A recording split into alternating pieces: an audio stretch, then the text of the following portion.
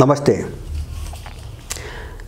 अहिले अमेरिकामा एउटा ठुलो त्रास र त्यहाँका पार्टी मुख्य गरी दुईवटा मुख्य पार्टीहरू रिपब्लिकन पार्टी र डेमोक्रेट पार्टीको बीचमा एउटा ठुलो लडाईँ एउटा झगडाको मुद्दा छ। अमेरिकाको जो सरकार अहिले कोषरित्तो हुँदैछ, अब केही समयपछि कोषरित्तो हुँदैछ। अब त्यो कोषरित्तो भयो भने अमेरिका कसरी चलाउने भन्ने एउटा ठुलो बहस र एउटा विवाद र एउटा ठुलो त्रास विश्वभरि अहिले फैलिएको छ। जस्तो योभन्दा अगाडि अमेरिका अहिले कस्तो हालतमा छ भन्छ भने, जस्तो बैंकहरू धमाधम टाट पल्टिँदैछन्। सिलिकन भ्याली बैंक भन्ने एउटा बैंक डुब्यो, सिग्नेचर बैंक एउटा अर्को बैंक तपाईको डुब्यो र अर्को फर्स्ट रिपब्लिकन बैंक त्यो पनि टाट पल्टेको बैंकलाई अमेरिकाका अरु 30 वटा बैंकले चाहिँ ऋण दिइकन मुस्किलले त्यसको अस्तित्व थामिरहेका छन् र बाहिर आएका आँकडा अनुसार अमेरिकाका 200 वटा बैंकहरू ठुलो सङ्कटमा छन्। कुन बेला कसको टाट पल्टिने हो भन्ने कुरा अनिश्चित छ र यसको असर विश्वभरि परिरहेको छ। जस्तो युरोपमा ठुलो त्रास छ। युरोपमा बैंकिङ सङ्कट अथवा बैंकहरू टाट पल्टिने एउटा खतरा बढ्दै गएको छ। अमेरिकनहरूको हालतले किन भन्छ भने उनको सारा चीज बैंकिङ कारोबारदेखि लिएर उत्पादनसम्म बजारसम्म सारा चीजहरू बडो चाहिँ गहिरोसँग जिलिएका छन्, एकअर्कासँग तपाईको जोडिएका छन्। अब यो जस्तो यो बैंकहरूको तपाईको जो समस्या आयो अमेरिकामा, यसका धेरै कारणहरूमध्ये केही महत्त्वपूर्ण कारणहरू अहिले औल्याइएका छन्, हैन। जस्तो अमेरिकन बैंकहरू पुँजीवादी देशहरूको, पश्चिमा देशहरूको, जसले आफूलाई नवोदारवादी चाहिँ तपाईको समाज भन्छन् अथवा बजार अर्थतन्त्र भन्छन्, यिनको चाहिँ तपाईको लगानीको प्रवृत्ति कस्तो हुन्छ भन्छ भने उत्पादन होइन कि एउटा दलाल बजारमा चाहिँ पैसा लगानी गर्ने, हैन। जस्तो शेयर मार्केट भन्छन् नि, अहिले पैसा हाल्यो अनि चाहिँ तपाईको 10 मिनेटपछि अरबपति भइहाल्ने, हैन। अथवा चाहिँ कोही डुब्छ भने, कोही कंगाल भएर पनि अरबपति सडकमा पनि जान सक्छ, अथवा चाहिँ तपाईको करोडपति अरबपति पनि बन्न सक्छ 2-4 मिनेट भित्रै, हैन। यस्तो दलाल मार्केटमा अत्यधिक पैसा चाहिँ लगानी गर्ने एउटा प्रवृत्ति र अर्को चाहिँ तपाईको रातारात पैसा कमाउने नाममा, हैन, बैंकमा मौजदात नराखिकनै, हैन, भोलि सङ्कट आउँदाखेरि ठेक्ने र अलिकति धान्ने खालको मौजदात नै नराखिकन रातारात चाहिँ पैसा कमाउने नाममा बैंक नै खाली गरेर चाहिँ तपाईको लगानी गर्ने, हैन। सट्टा बजारमा लगानी गर्ने अथवा चाहिँ अनुत्पादक ठाउँमा लगानी गर्ने, घर जग्गा कारोबारमा लगानी गर्ने। यसले गर्दाखेरि अप्ठ्यारो जब पर्छ उसँग मौजदात हुँदैन, हैन, सञ्चित हुँदैन, त्यसपछि एउटा ठुलो सङ्कटमा त्यो फस्छ। अनि त्यसपछि बैंकहरू टाट पल्टिने एउटा अर्को कारण देखाएको छ मुद्रास्फीति। जस्तो अमेरिकामा जो मुद्रास्फीति, डलर कमजोर हुँदै गयो, मन्दी बढ्दै गयो, आर्थिक वृद्धि दर छैन, अमेरिकाको आर्थिक वृद्धि दर झनपछि झन घटिरहेको छ, महँगी बढिरहेको छ, देशतिर चाहिँ अर्थतन्त्र मन्दीतिर गइरहेको छ। यो सबै चिजले गर्दाखेरि अझ त्यसमाथि यो पछिल्लो कालमा आउँदाखेरि जस्तो युक्रेन द्वन्द्व, त्योभन्दा धेरै अगाडिदेखि अमेरिकनहरूको एउटा साम्राज्यवादी चरित्र कस्तो छ भन्छ भने उनलाई मन नपरेको, उनलाई जो मन परेन त्यसमाथि चाहिँ तपाईको प्रतिबन्ध, स्याङ्सन। उनको भाषै छ, उनको मुखमा झुन्डिएको शब्द हो स्याङ्सन, हैन। उनले चाहिँ तपाईको अहिले विश्वमा 50 देशमाथि स्याङ्सन लगाएका छन्, 50 भन्दा बढी देशमाथि अमेरिकनहरूले। अब त्यसले उल्टो असर के गरिदियो भन्छ भने उनीहरू आफै डुब्दै गए, हैन। एक त त्यो प्रतिबन्धबाट उनको व्यापारमा चाहिँ ह्रास आउँदै गयो। जस्तो चीनसँग चाहिँ ठुलो स्केलको व्यापार थियो, रुससँग थियो, अथवा चाहिँ तपाईको उनले जहाँ प्रतिबन्ध लगाएका छन् धेरै देशहरूसँग व्यापार थियो। त्यो व्यापार कटौतीले गर्दाखेरि उनीहरू समस्यामा त फस्दै गए नै, हैन, त्यसै पनि फस्दै गए। अर्को त्यसले के गर्यो भन्छ भने डलरलाई कमजोर बनाउँदै गयो, हैन।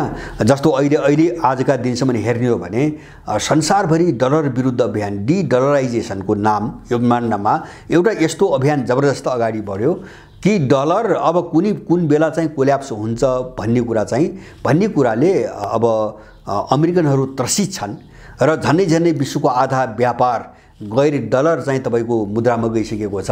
चीनको अस्ति भर्खर यो अंग्रेजी यो महिना सुरु हुनुभन्दा अघिल्लो महिनाको अन्त्यसम्मको आँकडा हेर्ने हो भने चीनले विश्वका सबै देशहरूसँग जुन व्यापार गर्थ्यो त्यो व्यापार गर्ने जो मुद्रा हो त्यो डलर भन्दा चाहिँ तपाईको युआन माथि गयो पहिलो पटक चीनमा।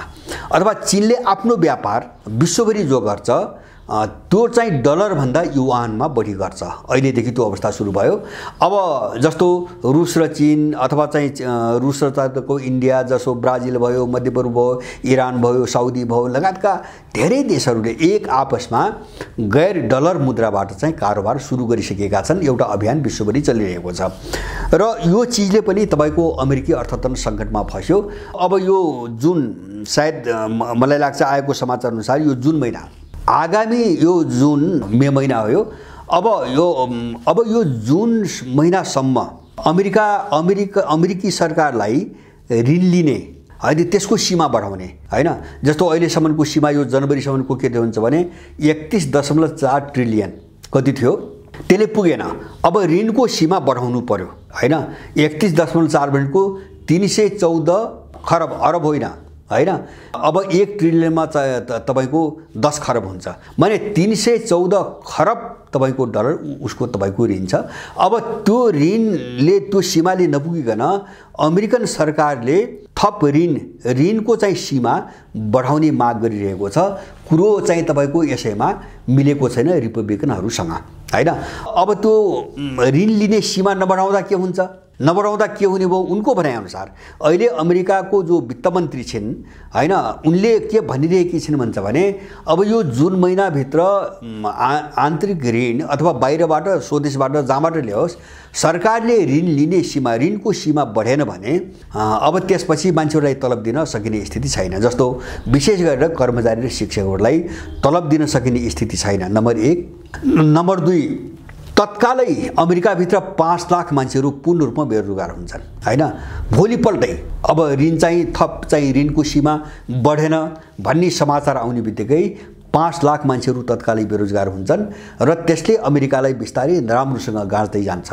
दोस्रो समस्या र तेस्रो समस्या अहिले टटकारो के देखिएको छ भने अब त्यो ऋणको सीमा वृद्धि भएन भने जो बाइडेन जो अमेरिकाको राष्ट्रपति छन् उनी चाहिँ अब हुन लागिरहेको G7 को जो बैठक छ त्यो बैठकमा जाने नजाने भन्ने कुरा अनिश्चित भएको छ। किन भन्छ भने अब त्यो ऋणको सीमा थपेन भने अब के प्रस्ताव लिएर जाने, के एजेन्डा लिएर जाने त्यहाँ G7 बैठकमा बाइडेनले आफू नजान सक्ने कुरा बताइसकेका छन्। यसको अर्थ के हो भन्छ भने G7 कै अर्थतन्त्र डामाडोल हुने अवस्था छ। अब त्यो G7 को बैठकमा अमेरिका अनुपस्थित भयो हैन। जस्तो ऋणको सीमा चाहिँ बढ्न सकेन भने अब G7 मा चाहिँ त्यो पैसा जो विनियोजन गरिन्छ है विभिन्न शीर्षकमा त्यो गरिने पैसा हुँदैन भने जो बाइडेन चाहिँ त्यो बैठकमा भएर के अर्थ के पनि अर्थ भएन भने G7 को जो संरचना हो हैन त्यसको चाहिँ जो चाहिँ योजना हो सबै भत्ताभङ्ग हुने खतरा छ। त्यही कारणले अहिले चाहिँ तपाईको जापानमा G7 का वित्तमन्त्री अर्थमन्त्रीहरूको बैठक बसिरहेको छ। त्यो बैठकले कुनै पनि निर्णय गर्न सकिरहेको छैन यो अनिश्चितताले गर्दाखेरि हैन।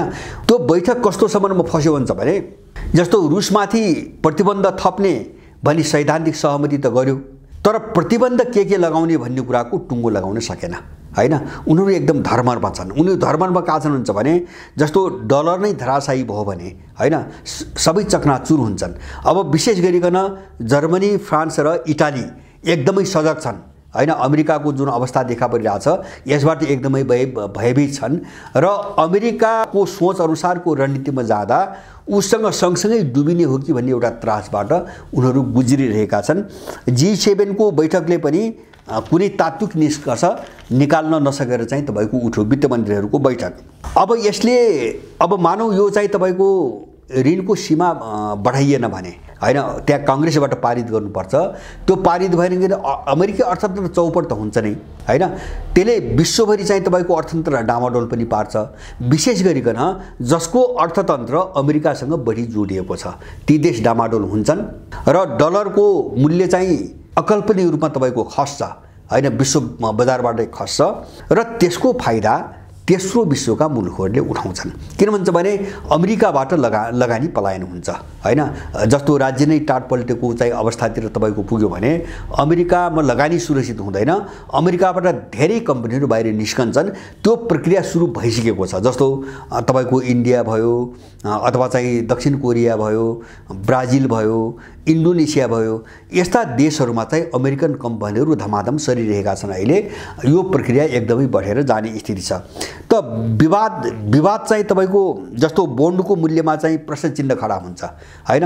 जस्तो बोन्ड कति भरपर्दो, कति विश्वास गर्ने बोन्डलाई, जस्तो डलरको प्रभुत्वमा भारी स्खलन आउने, अब पुँजी पलायन हैन, जो लगानी गर्ने पुँजी हो, अब त्यो पलायनदेखि लिएर सारा समस्याहरू तपाईको आउँछ।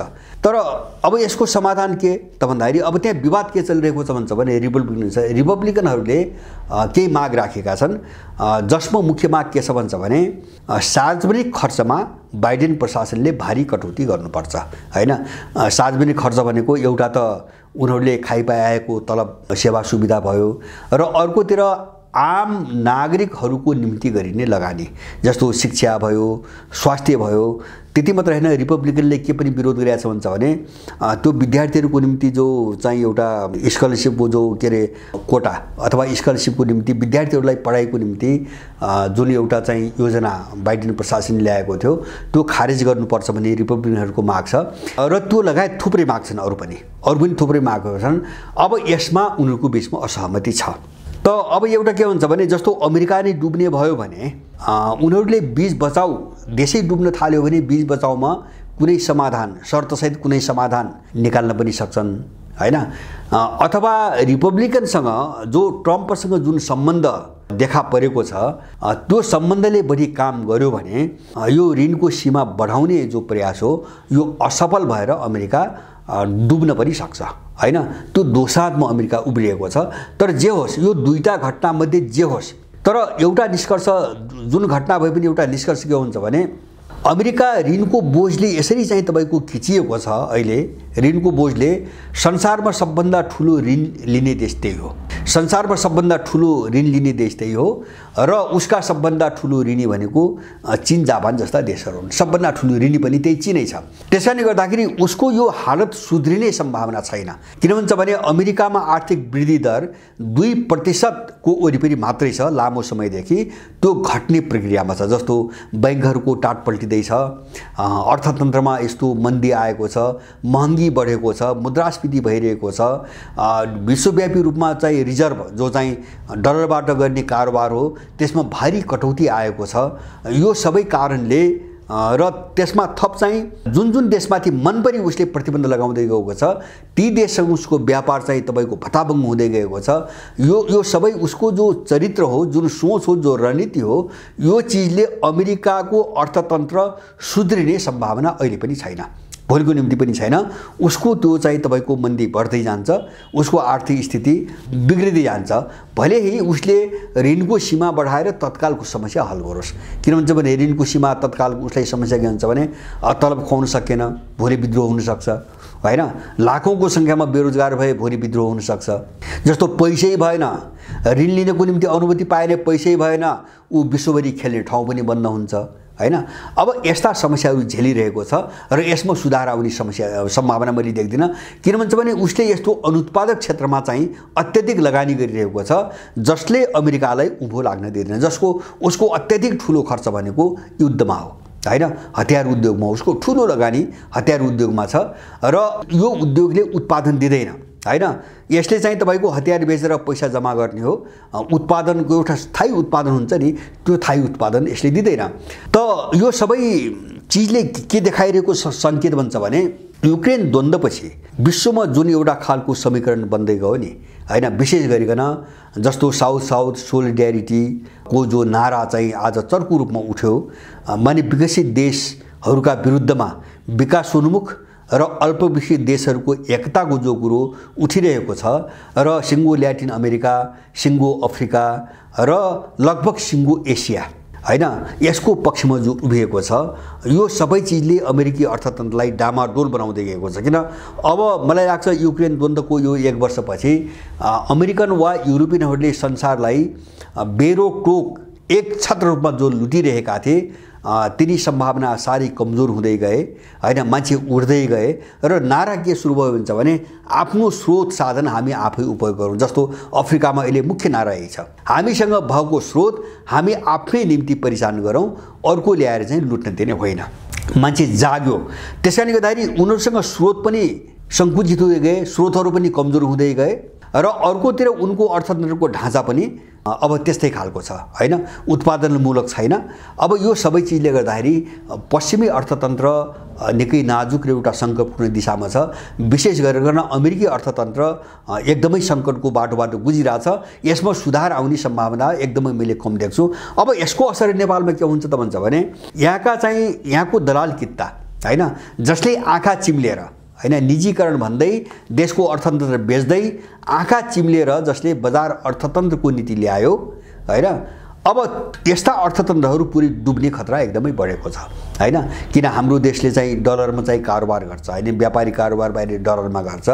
अब डलर नै डुब्यो भने यिनी देशहरू रातारात धराशायी हुने सम्भावना एकदमै बढिरहेको छ र त्यो जोखिमतिर हामी गइरहेका छौँ। किन भन्छ भने यहाँ त्यसको विकल्पमा के भन्ने सोच्ने मान्छे पनि यहाँ भइदिएन, र लामो समयदेखि त्यही पश्चिमाहरूले पालेका, उनले हुर्काएका, उनको खाएका मान्छे भए हुनाले यिनीहरूले सोच्न पनि आवश्यक देखेनन्, जसको लक्षण हामीले देखिरहेका छौँ। जस्तो यो सबै नेपालमा जो आइरहेछ नि शङ्का उपशङ्का जो त्रास, यो यहाँबाट आएको होइन, यो सबै उतैतिरको असर हो। जस्तो अमेरिकामा जे भइरहेछ त्यसको असर परिरहेछ, युरोपमा जे भइरहेछ त्यसको असर परिरहेछ, उनले जे गराइरहेछन् त्यो असर परिरहेछ।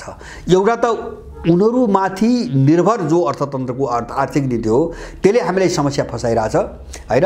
अब त्यसमा अर्को के भइरहेछ भन्छ भने उनकै योजनामा नेपाललाई डामाडोल बनाउनुको निम्ति यहाँ भएको पैसा सबै यहाँबाट बाहिर निकालेर विदेशमा जम्मा गरिँदैछ।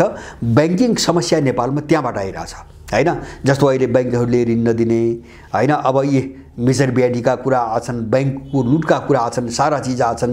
ब्याङ्कले ऋण दिँदैन, लगानी गर्ने के अरे साराको व्यवसाय टाट पल्टिरहेछ, मान्छे नाङ्गो भइरहेछ हैन, मान्छे उसको सर्वस्व छाकबास सबै उठिरहेछ। यो ल्याइएको समस्या हो। यो किन ल्याइएको समस्या हो भन्छ भने नेपाल विरुद्ध जसले रणनीति बनायो एउटा उसको रणनीतिको कारणले, र त्यो रणनीति बनाउने शक्ति आफै यस्तो सङ्कटमा फस्न जाँदा त्यसले थप तपाईँको असर गरिरहेको छ यहाँ। त्यसकारणले नेपाल पनि कुनै पनि बेला टाट पल्टेको घोषणा हुन सक्छ हैन। ऊ पाकिस्तान त्यो देशतिर गयो, अमेरिकनहरूले 11 महिना अगाडि कु गराए, त्यो कुको असरको कारणले पाकिस्तान अहिले विरुद्धमा फस्ने स्थिति आयो। भिखारी देश, संसारले भिखारी भन्न थाल्यो, अहिले संसारले भिखारी देश भन्न थाल्यो र महँगी झनै 400% बढेको छ हैन। यो भर्खरको आँकडा हेर्ने हो भने त्यहाँको महँगी र मुद्रास्फीति वात्तै तपाईँको बढेको छ। यस्तो खालको शिकार हामी पनि हुन सक्ने खतरा छ। हामी यस्तो चिजहरूमा अलिकति सजग भएर छलफल बहस गर्ने र आम मान्छेलाई सचेत गराउन एकदमै जरुरी छ। धन्यवाद।